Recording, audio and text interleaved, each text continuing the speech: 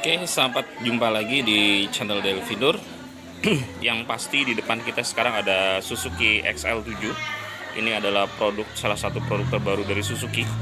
Di bagian depan ini bisa kita lihat untuk bumper depan ya. Di bumper depan ini pada lampu sebelah kiri maupun sebelah kanan sudah LED. Nah, ini kelihatan LED-nya walaupun ini masih bohlam, tapi ini pun sudah LED ya, dengan tampilan sporty seperti ini. Kemudian di sini ada lubang-lubang anginnya ya. Kemudian di sini ada fog lampnya. Dengan tampilan sporty seperti ini, XL7 seperti tidak dibangun berdasarkan dari bahan dasar atau bahan kerangka utamanya, yaitu R3, pengembangan dari R3.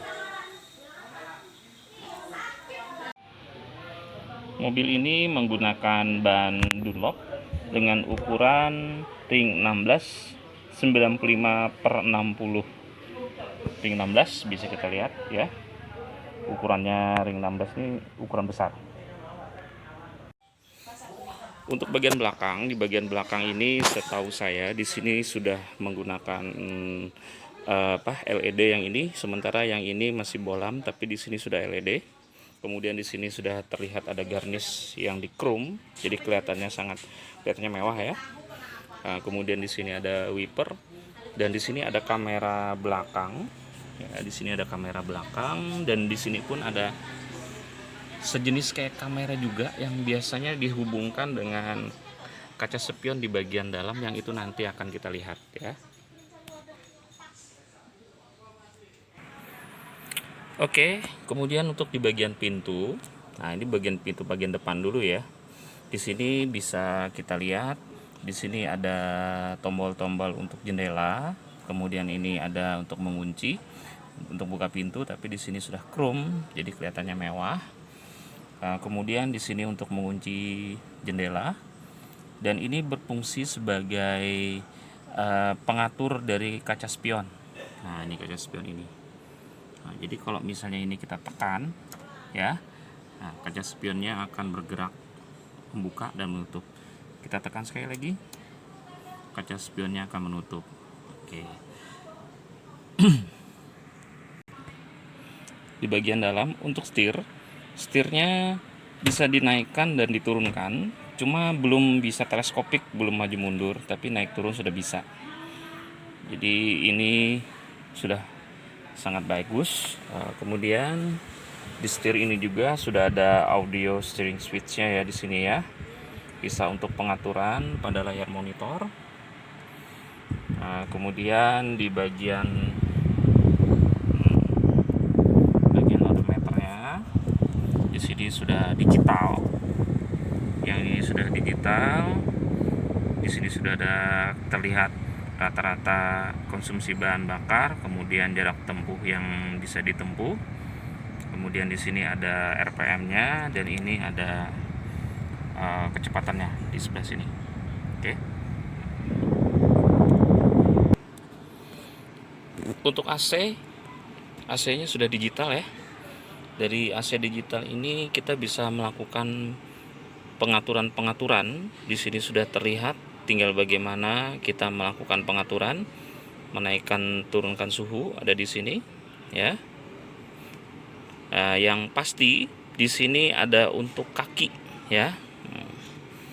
Jadi di mana di bagian kaki kita bisa merasakan kaki itu dapat AC dari mana, dingin apa enggak, kita bisa lihat dari sini bagian depan. Jadi di sini bagian kaki pun dapat.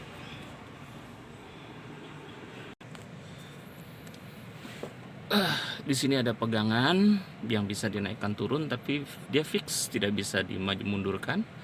Kemudian ininya safety belt fix. Kemudian di sini sun visor-nya untuk di bagian penumpang ada kaca. Tapi untuk di bagian drivernya atau supirnya belum ada kaca. Sebenarnya nggak ada masalah sih. Dan di bagian supir atau driver ini belum ada pegangan tangannya. Ini adalah jenis Matic ya, bisa dilihat di sini. Ini dari jenis Matic. Kemudian di bawah sini, nah ini sudah diisi-isi ya dengan pemiliknya. Nah di sini sebenarnya ini ada pengaturan AC-nya juga. Jadi kalau cup holder ini diisi dengan minuman, maka minuman itu akan terasa dingin karena di sini ada AC-nya yang keluar dari sini, ya. Kemudian di bagian sini ada outletnya, ya, outlet untuk cas HP. Di sini ada tulisannya ya, 120 watt, 12 volt. Nah, kemudian di sini ada USB-nya. Jadi di bagian depan ini aja kita sudah mendapatkan beberapa fitur yang bagus. Kemudian ini rem tangannya. Dan ini ada cup holder baru lagi. Di sini pun ada AC-nya juga. Jadi kalau misalnya kita naruh minuman di sini, dia akan terasa dingin lama-lama, ya. Jadi itu beberapa fitur yang ada di bagian depan atau di bagian kabin depan. Dan fitur berikutnya lagi, nah ini yang saya sebut tadi, fitur yang bisa dilihat dari depan maupun dari belakang, ya. Nah, ini fiturnya. Ini tampak di bagian belakang dan ini tampak di bagian depan, ya. Ini gambar bagian depan dan ini bagian depannya lagi, ya. Dan ini bisa untuk melakukan perekaman, ya. Nah, ini ada tulisannya merekam. Jadi ini bisa melakukan perekaman. Ini bisa digunakan sekaligus untuk kamera belakang. Oke. Itu fitur-fitur yang ada di bagian depan atau kabin depan. Sekarang kita menuju ke bagian kabin tengah atau barisan tengah. Di barisan tengah ini tempat buka pintunya sudah chrome, ya. Ini tempat kunci pintunya. Kemudian di sini ada tempat megangnya, tapi buat saya ini bagus sekali ya. Ini tempat turun naiknya kaca. Kemudian di sini ada cup holdernya. Ada cup holder satu. Ini ada speakernya.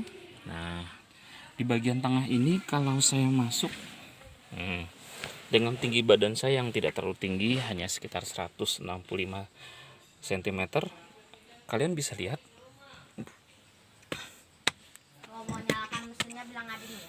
jaraknya luar biasa jauh.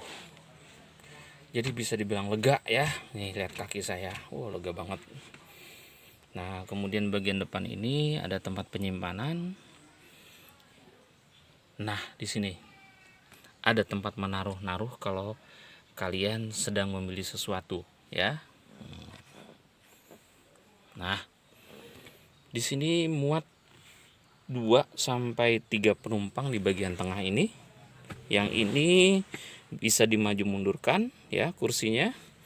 Kemudian yang di bagian tengah ini, di sini ada, ini ada power outlet juga di sini, ya. Bisa kita pakai untuk ngecas. Dan satu lagi tempat casnya juga ada di bagian sini. Nah, ini di bagian sini. Jadi power outletnya itu ada 3, di belakang 1, kemudian di tengah 1, di depan bagian belakang, di bagian bawah tadi 1, ya. Oke, sekarang kita akan menuju ke bagian belakang. Nah, untuk menuju ke bagian belakang, pertama kita majukan dulu kursinya, karena kursinya ini jenisnya jenis geser. Iya. Nah, jadi kita majukan dulu. Setelah kita geser ke depan, kemudian ini diceklek. Iya, dia turun. Kemudian kita masuk. Nah, kita dirikan lagi. Iya. Nah, di bagian belakang sini kamu bisa lihat lega banget ya. Tuh. Karena dia digeser ke depan, dia lega banget. Walaupun kursi bagian tengah itu digeser ke depan, tetap dia terasa lebar untuk bagian tengah juga, ya. Jadi bisa dibilang ini dimensinya dimensi lebar. Oke. Nah, di belakang sini terdapat satu cup holder. Kemudian ada safety belt bagian tengah untuk bagian belakang dan bagian tengah. Kemudian ada di sini pegangannya, ya. Ada 2 titik ternyata di bagian belakang, dan di bagian sini ada cup holdernya juga.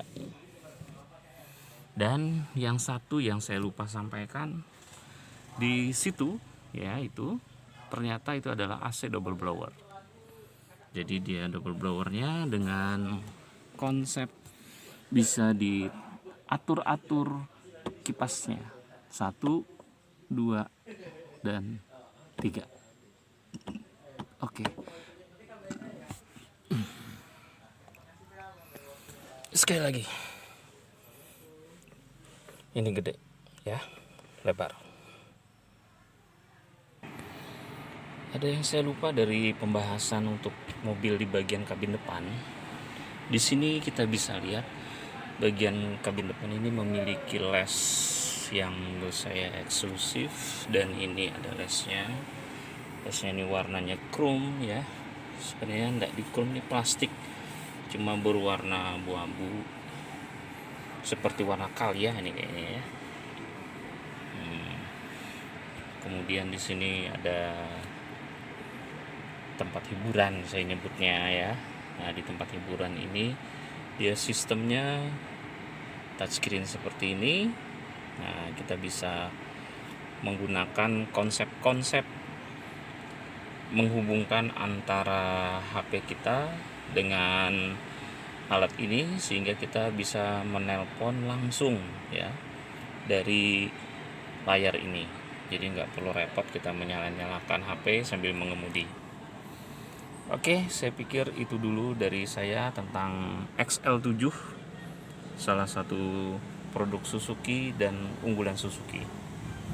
Oke, terima kasih. Sampai jumpa di pembahasan mobil-mobil yang lain. Selamat siang.